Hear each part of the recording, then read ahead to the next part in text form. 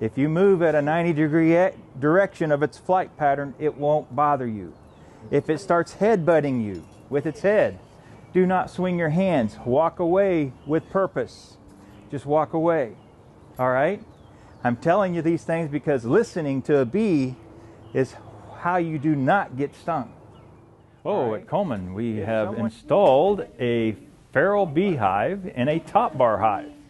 Top bar hive is a simulation of a hollow log with bars on the top that the bees will hang on, and they will literally do what they do in nature inside this hive. Once we had got our garden established, we were looking at ways that we could extend the garden and just do things that would be exciting opportunities for the kids.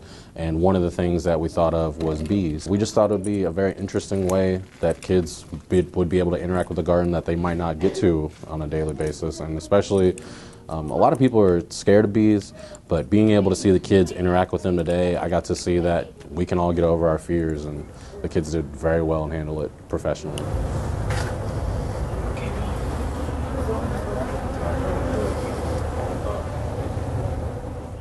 A few years ago, Mike Leck with the Great Plains Nature Center called Hopper's Glass and asked if I could build an all-glass beehive. I was asked to build this beehive, and I knew nothing about bees, and so I started reading about bees. And the more I studied, the more I found out that the bee was the perfect pet for me. There's no scooping the backyard, there's no kitty litter box you have to change, you don't have to really feed or water it. The bee, if you love it and give it a proper home, will love you back with honey. So you're going to grab this, and you're just going to start doing this.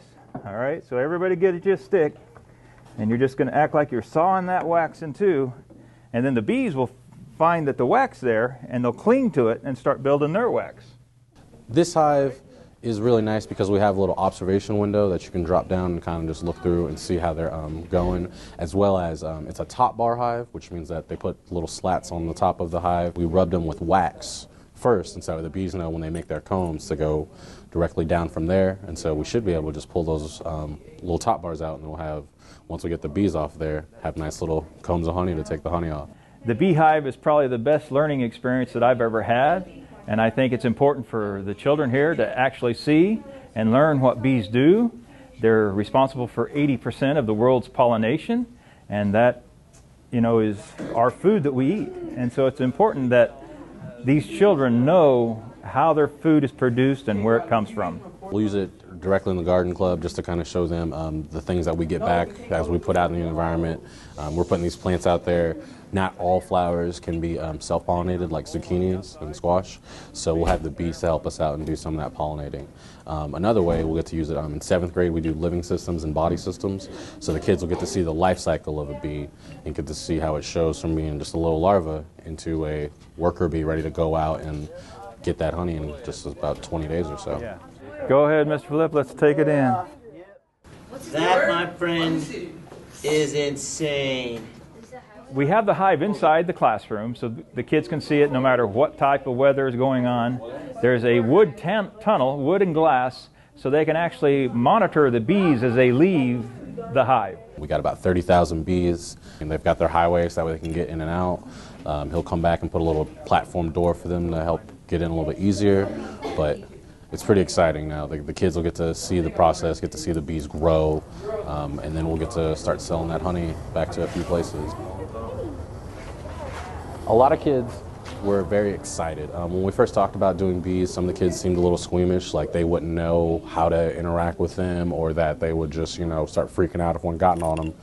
So I just told the kids, hey, if a bee lands on you, just kind of, you gotta be calm. And once the bees started coming out, once Britt brought the bees out, kids were starting to get a little antsy. You could feel that in the air, but then they really mellowed out. And I had kids where bees would land on them, and they just calmly walked away, let the bees get off of them, and by the time we were done, the kids were just sitting there with bees on their arms. They put a little bit of honey on there and let the bees eat the honey off their arms. So I think the kids performed very admirably.